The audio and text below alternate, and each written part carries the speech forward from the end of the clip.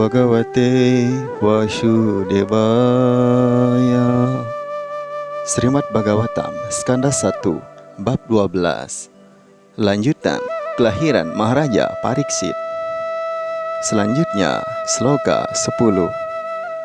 Hastra teja swagadaya niharam iwa gopatihi vidhamantam sanikarse paryaik sataka ityasau. Artinya, dengan demikian Tuhan memusnahkan radiasi Brahmastra ibarat matahari menguapkan setetes embun. Tuhan diamati oleh sang bayi yang bertanya-tanya tentang siapa dia. Selanjutnya, Sloka 11.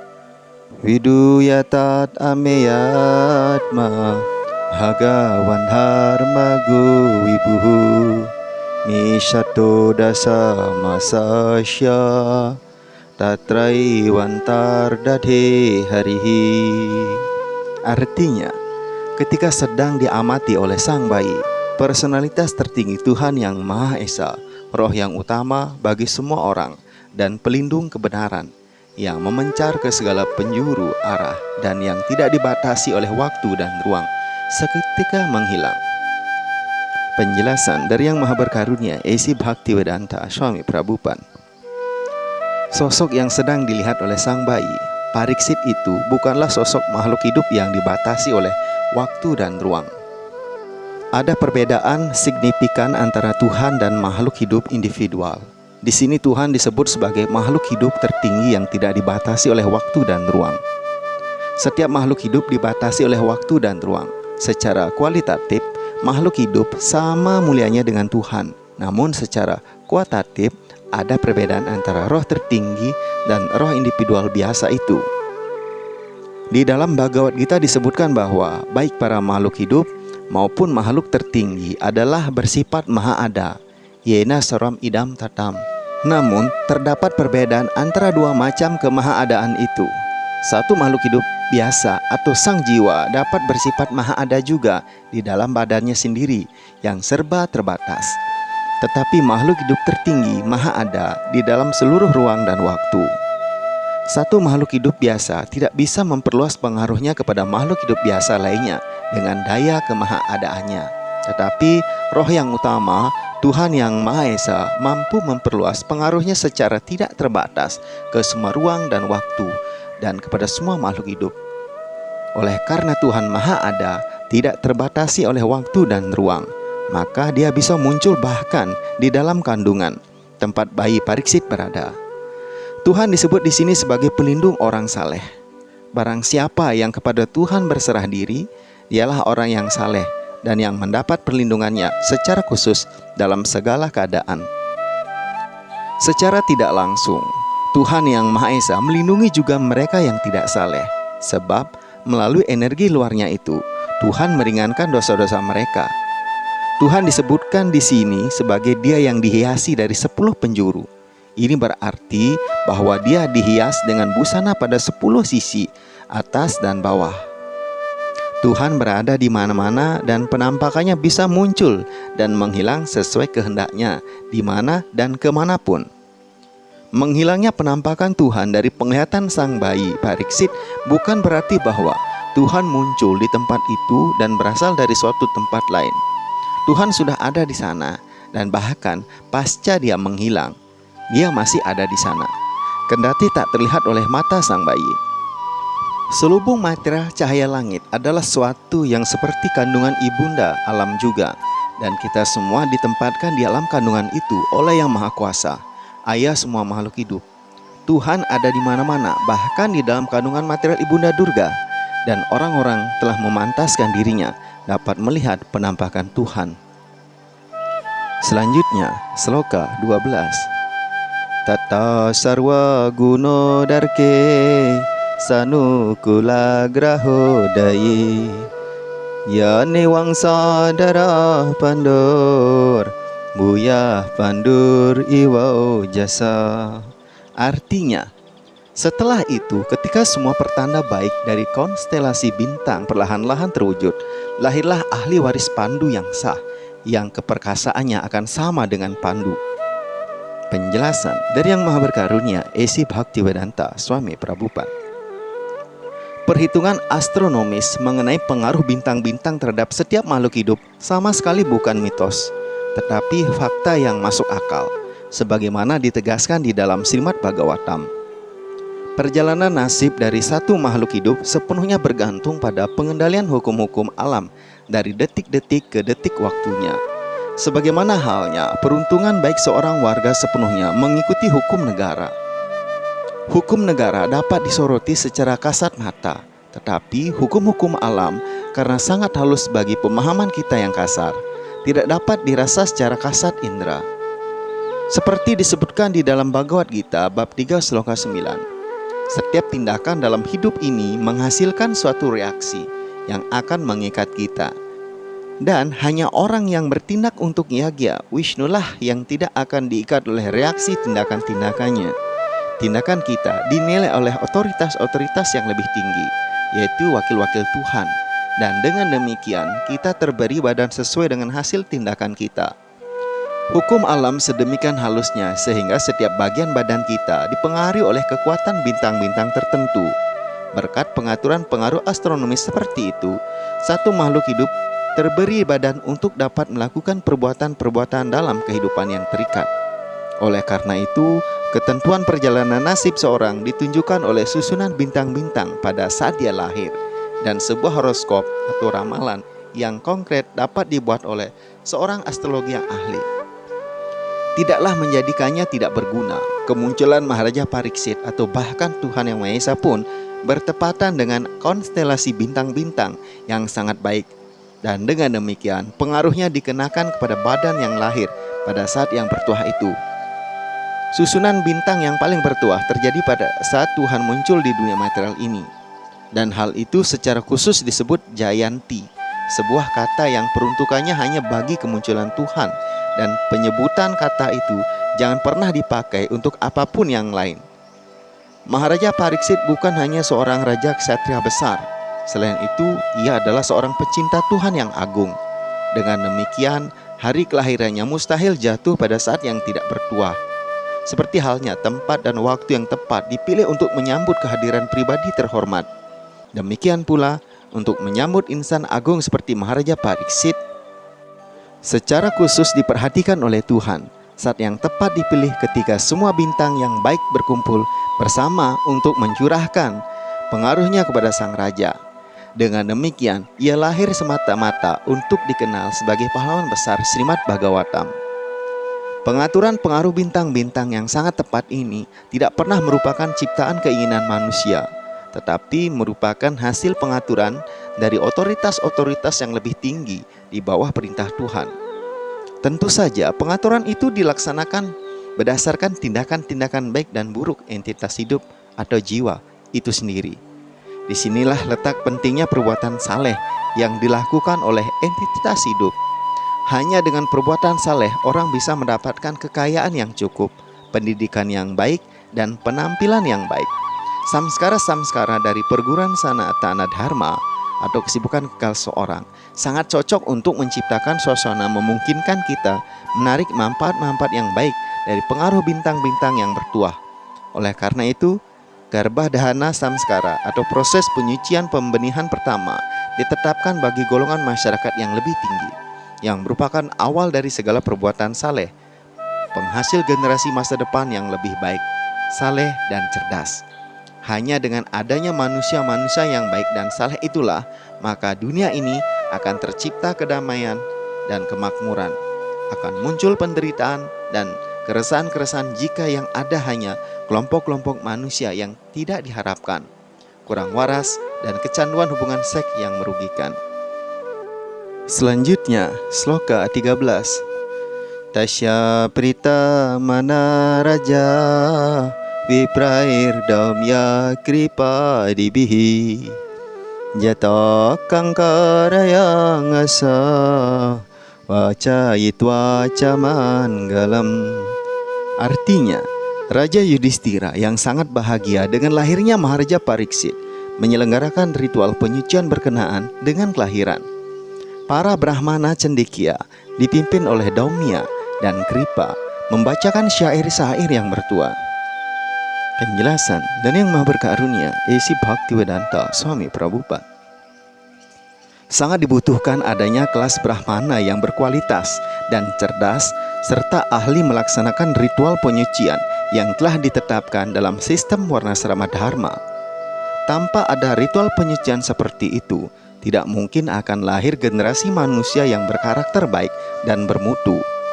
Dan pada zaman kali, manusia-manusia di seluruh dunia mayoritas berkualitas sudra atau lebih rendah daripada itu karena kelahirannya tanpa melalui ritual penyucian ini. Pada saat sekarang ini, terangkatnya kembali ritual penyucian Weda seperti itu adalah mustahil karena ketiadaan fasilitas yang memadai dan brahmana-brahmana yang berkualifikasi sebagai pelaksana. Namun, ada sistem Pancaratrika yang diperuntukkan bagi zaman ini. Sistem Pancaratrika ini berlaku juga bagi golongan masyarakat tingkat sudra yang tidak lain adalah manusia pada zaman kali ini. Dan sistem ini menetapkan ritual penyucian yang cocok bagi waktu dan zaman saat ini. Ritual penyucian seperti ini diizinkan semata-mata untuk penaikan spiritualitas dan bukan untuk pencitraan atau tujuan lain. Penaikan spiritualitas tidak dibatasi oleh tinggi rendahnya suatu kasta. Pasca melalui proses penyucian Garbhadhana, masih ada samskara tertentu seperti Simanto Nayana, Sadhabakshanam, dan sebagainya. Selama periode kehamilan dan ketika bayi lahir, ritual penyucian pertama adalah Jata Karman. Maharaja Yudhistira menyelenggarakan ritual ini dengan baik dibantu oleh para Brahmana bijak dan cendekia seperti Daumya, pendeta kerajaan, dan Kripacharya yang bukan hanya seorang pendeta tetapi juga seorang jenderal besar. Kedua pendeta cendekia dan sempurna ini dibantu Brahmana-Brahmana bijaksana lainnya telah didelegasikan oleh Maharaja Yudhistira sebagai pelaksana ritual penyucian tersebut. Karena itu, diselenggarakannya semua samskara atau proses penyucian itu bukanlah sekadar aksi formal atau kewajiban sosial belaka, tetapi ritual yang telah menunjukkan hasil yang konkret adalah adanya Brahmana-Brahmana kompeten seperti Daumya dan Kripa. Brahmana-Brahmana seperti itu bukan hanya langka, tapi juga tidak tersedia pada zaman ini. Sehingga untuk menaikkan spiritualitas masyarakat pada zaman yang merosot ini, para Goswami lebih memilih ritual penyucian di bawah ketentuan-ketentuan Pancaratrika bagi ritual-ritual Weda. Kripacharya adalah putra Resi Agung Sarbhan dan lahir dalam keluarga Gautama. Menurut kisahnya, kelahiran Kripa termasuk kelahiran yang terjadi di luar rencana. Secara tidak diniana, Resi Agung Sarbhan bertemu dengan bidadari Janapadi, dan pertemuan Resi Sarbhan dengan bidadari surga yang kecantikannya sudah tersohor itu membuat sang resi tidak sanggup menahan dorongan birahinya hingga beliau mengalami orgasmus sampai 2 kali. Air maninya yang keluar saat orgasmus pertama membentuk seorang bayi laki-laki, dan air maninya yang keluar saat orgasmus kedua membentuk bayi perempuan, yang kemudian keduanya lahir sebagai bayi kembar. Bayi laki-laki kemudian dikenal sebagai Kripa, dan bayi perempuan dikenal sebagai Kripi. Kemudian bayi kembar itu ditemukan oleh Maharaja Santanu ketika beliau sedang berburu di hutan. Sang Maharaja memelihara mereka dan memberikan pendidikan spiritual yang layak hingga keduanya layak sebagai Brahmana. Belakangan, Kripacharya menjadi seorang jenderal besar setara dengan Dronacharya, dan adik perempuannya dinikahkan dengan Dronacharya. Kemudian, Kripacharya itu ikut serta dalam perang Kuruksetra, berada di pihak Duryodhana. Kripacharya ikut andil dalam upaya menewaskan Abhimanyu, ayah Maharaja Pariksit. Namun ia tetap dihargai oleh keluarga Pandawa karena ia adalah seorang Brahmana agung seperti Dronacharya. Ketika para Pandawa diusir ke hutan pasca kalah dalam permainan dadu melawan Duryodhana, Dhritarashtra mempercayakan pembimbing atas Pandawa dilakukan oleh Kripacharya. Pasca perang, Kripacharya kembali menjadi anggota Dewan Kerajaan Dan pada waktu kelahiran Maharaja Pariksit, ia diminta untuk mengucapkan mantra-mantra suci Weda guna menyukseskan penyelenggaraan upacara. Maharaja Yudhistira ketika meninggalkan istana untuk perjalanan sucinya menuju Himalaya, mempercayakan Kripacarya untuk menjadikan Pariksit sebagai muridnya. Dan Yudhistira meninggalkan kediamannya dengan rasa puas karena Kripacarya mengambil tanggung jawab atas Maharaja Pariksit. Penguasa-penguasa besar dan raja-raja selalu bernaung di bawah bimbingan Brahmana-Brahmana terpelajar seperti Kripacarya, dan dengan demikian mereka mampu bertindak tepat dalam melaksanakan tanggung jawab politiknya. Selanjutnya, sloka 14. Hiranyam gamahim gramam hastya shwandripatirvaran Pradakshvanam ca viprebhya prajatirthe satirtavit. Artinya, dalam rangka mengupacarai kelahiran seorang putra, sang raja mengetahui dengan baik bagaimana, di mana, dan kapan dharma hendaknya diberikan. Memberikan emas, tanah, desa-desa, gajah, kuda, dan pangan berupa biji-bijian yang bermutu kepada para brahmana. Penjelasan dari Yang Maha Berkarunia Esi Bhaktivedanta Swami Prabhupada. Hanya para brahmana dan sannyasilah yang dibenarkan menerima dharma dari orang berumah tangga. Dalam berbagai kesempatan pelaksanaan samskara-samskara, khususnya pada waktu kelahiran, pernikahan, dan kematian, harta benda dibagikan kepada para brahmana, karena para brahmana lah yang dapat memberikan pelayanan terbaik bagi kepentingan utama manusia. Dharma itu terutama diberikan dalam bentuk emas, tanah, desa-desa, kuda, gajah, dan bahan makanan berupa palawija, serta berbagai peralatan lainnya untuk memasak segala macam makanan. Kesimpulannya adalah orang-orang cendekia atau para brahmana, khususnya yang tekun dalam pelayanan kepada Tuhan, dijamin hidupnya secara wajar hingga tidak harus memikirkan kebutuhan sehari-harinya atas penyediaan sang raja yang bekerja sama dengan orang-orang berumah tangga yang pasti senang hati membantu memenuhi kebutuhan hidup mereka.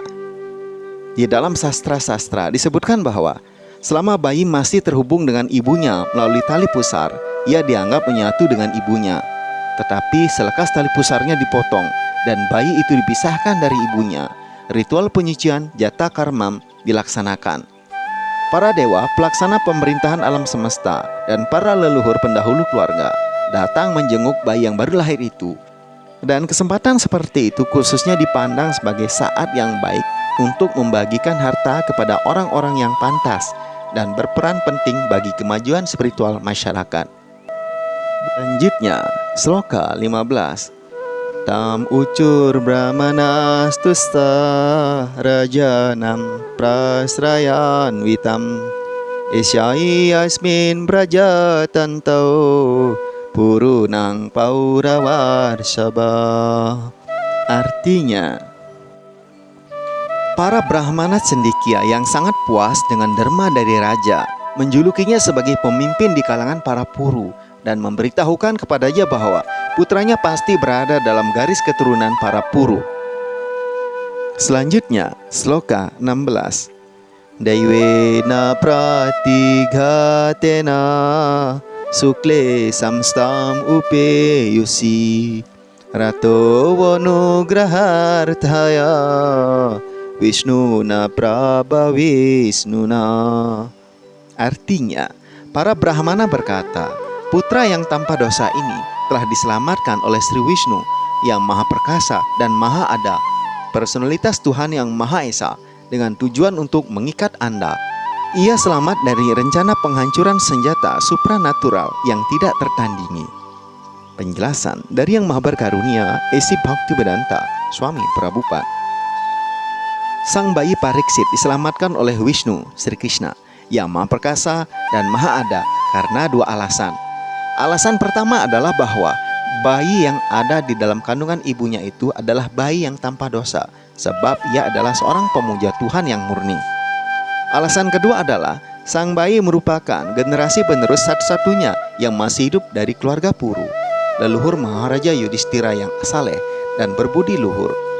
Tuhan ingin agar garis keturunan raja-raja yang saleh itulah yang memerintah dunia sebagai wakilnya, dalam rangka meninggikan kesejahteraan dunia secara konkret.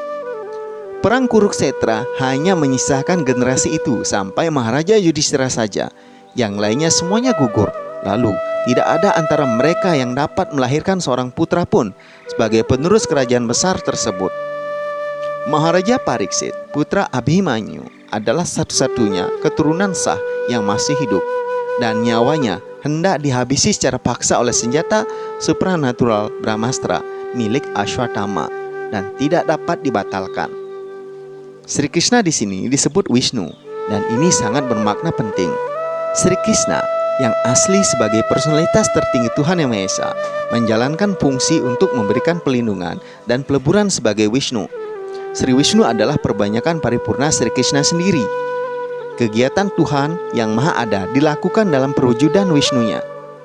Bayi Pariksit disebutkan di sini putih bersih tanpa noda karena ia murni sebagai penyembah Tuhan.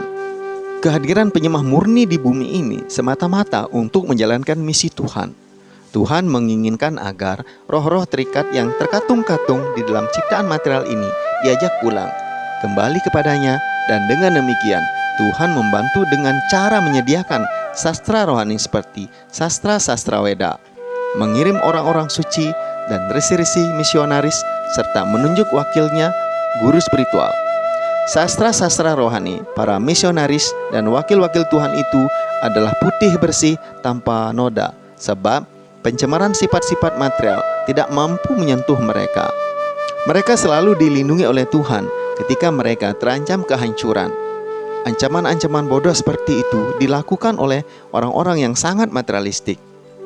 Senjata Brahmastra yang dilepaskan oleh Ashwatthama ke arah bayi Pariksit tentu perkasa secara supranatural, dan tak ada senjata di dunia material yang dapat menahan kekuatan penghancurannya. Tetapi Tuhan yang Maha Perkasa yang berada di mana-mana, di dalam dan di luar, bisa mencegah dengan potensinya yang Maha Perkasa semata-mata untuk menyelamatkan seorang abdinya yang bona fide dan merupakan keturunan penyembah yang agung lainnya. Maharaja Yudhishthira yang selalu diikat dekat olehnya dan dengan karunia-Nya yang tanpa sebab. Selanjutnya, sloka 17. Tasma namna Vishnu rata iti loke bhavisyati nasandeho mahabaga mahabagawato mahan. Artinya, hal ini akan membuat anak ini sangat terkenal di dunia sebagai pribadi yang dilindungi langsung oleh personalitas Tuhan yang Maha Esa. Wahai yang paling beruntung, tidak diragukan lagi bahwa anak ini akan menjadi penyembah Tuhan kelas utama, dan sifat-sifat yang ada padanya semua mulia. Penjelasan dari Yang Maha Berkarunia A.C. Bhaktivedanta Swami Prabhupada. Tuhan memberikan pelindungan kepada semua makhluk hidup sebab Tuhan adalah pemimpin tertinggi mereka. Ayat-ayat Weda menegaskan bahwa Tuhan adalah yang maha tinggi di antara semua makhluk individual. Perbedaan dua makhluk hidup ini ialah yang satu personalitas Tuhan yang Maha Esa menyediakan segala sesuatu bagi makhluk-makhluk hidup yang lain, dan barang siapa yang mengenal Dia, maka ia akan mencapai kedamaian yang abadi, kata Upanishad. Perlindungan seperti itu diberikan oleh berbagai energi Tuhan kepada berbagai lapisan makhluk hidup. Akan tetapi, sejauh mengenai penyembah murninya, Tuhan memberikan perlindungan secara langsung. Karena itu, Maharaja Pariksit dilindungi sejak awal keberadaannya di dalam kandungan ibunya. Karena ia secara khusus dilindungi oleh Tuhan, maka berdasarkan tanda tersebut dapat disimpulkan bahwa anak itu akan menjadi penyembah Tuhan kelas utama dengan segala sifat-sifat mulia.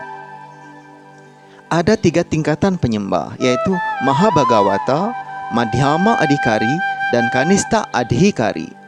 Orang-orang yang bersemangat pergi ke kuil-kuil tempat ibadah untuk bersujud sehormat-hormatnya kepada arca Tuhan, namun tuna pengetahuan teologi sehingga tidak menghormati para pemuja Tuhan yang lain.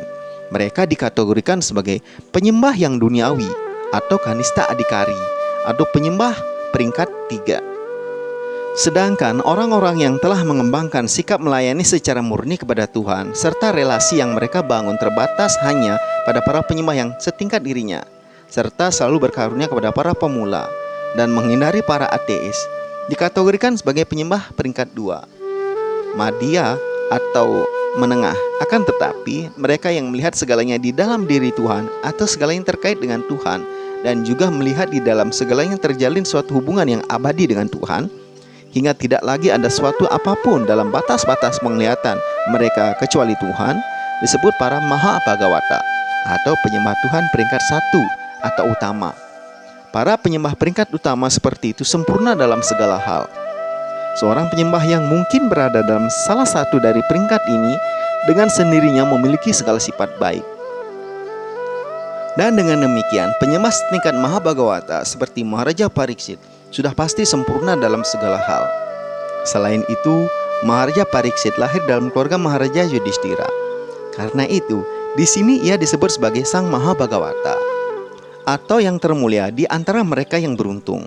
Keluarga tempat lahirnya seorang Maha Bhagawata sangatlah beruntung, karena sebagai hasil dari lahirnya seorang penyembah peringkat utama di sana, maka para anggota keluarga itu, apakah yang terdahulu atau yang ada sekarang maupun yang ada masa yang akan datang, sampai 100 generasi memperoleh pembebasan atas karunia Tuhan yang Maha Esa sebagai penghargaan bagi penyembah tercintanya itu.